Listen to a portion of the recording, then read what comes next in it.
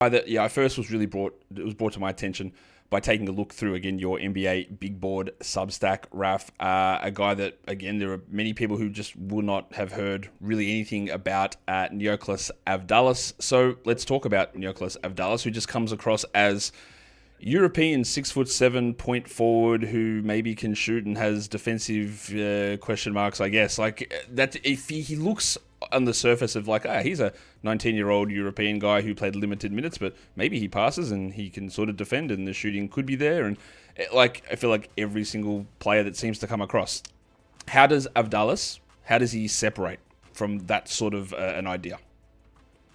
Well, number one, he is a really good athlete. So I've been on record of saying that if he went to college or had a better situation, we would be talking about him like we're talking about Yegor Demin, Kasparas Giacochonis, Nolan Troyori, and all those guys. He's been just as good as those guys throughout his career in Europe.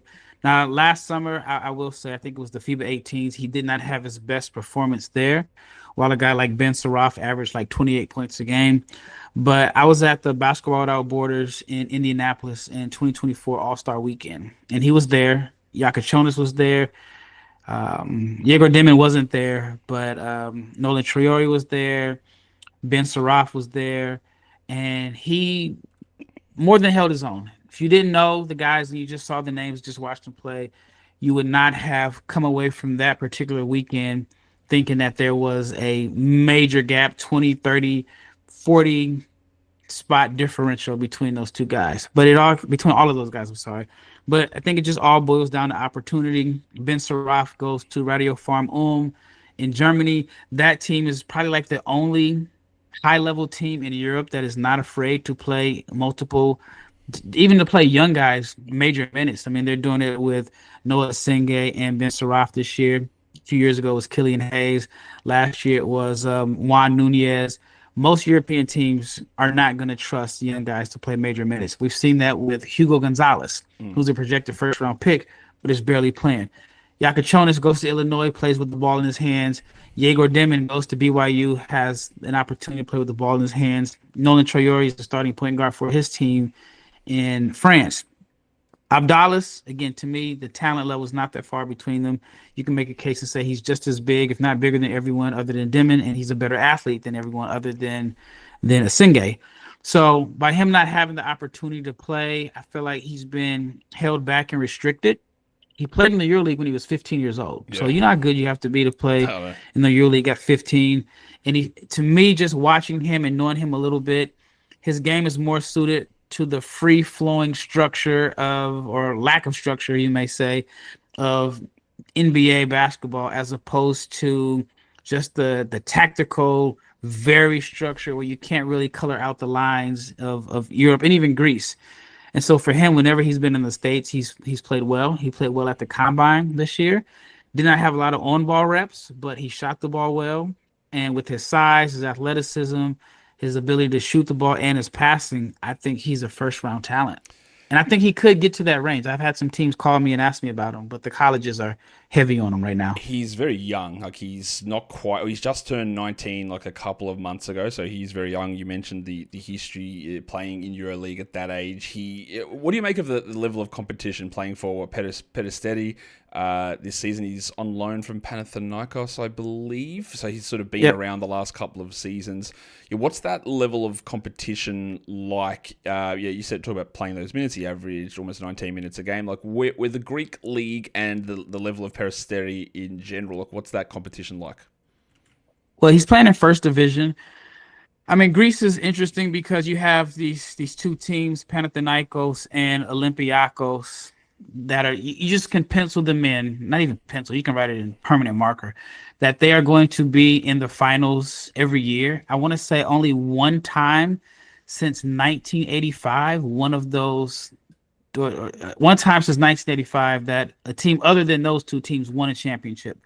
So for him, he did not necessarily have the opportunity or the minutes at Panathinaikos, so they put him on loan, but he is playing in Greece's first division. And I thought he played well with the minutes that he got, but also feel like he's somewhat being limited and he's being held back.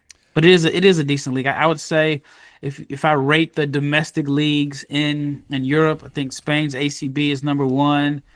Then it would be between Turkey or France or Greece as the next best domestic leagues.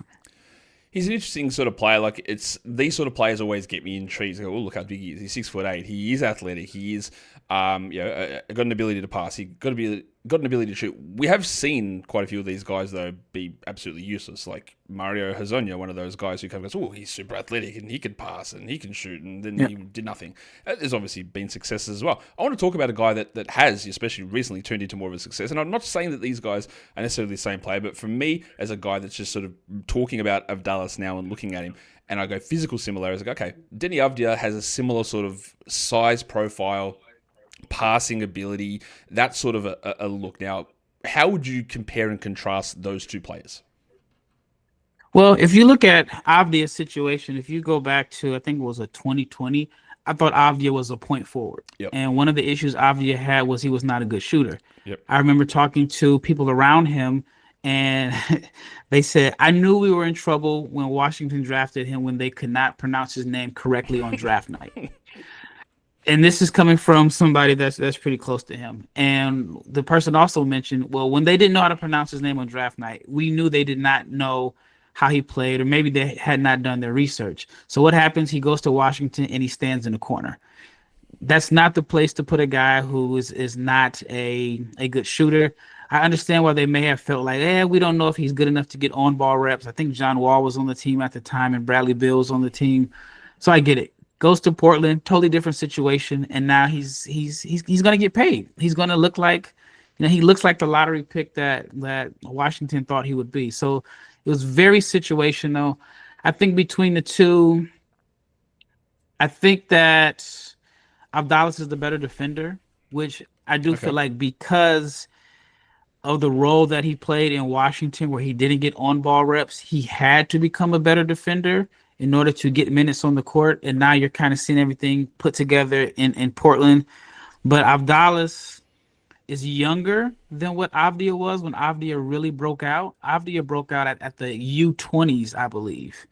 And Avdalas just played at the U18s. He's not even 20 years old. So I think that Avdalas, at the minimum, could have a similar trajectory or similar path as the Portland Trailblazers version of Denny Avdia. But if he goes to a situation where he doesn't have on-ball reps and he's what we call a corner boy, where you just kind of stand in a corner, I do think that he's a better shooter at the same stage to where that he can knock down enough shots to where it may open up some things for him to have some on-ball responsibilities. But he's all in on believing that he is a point guard.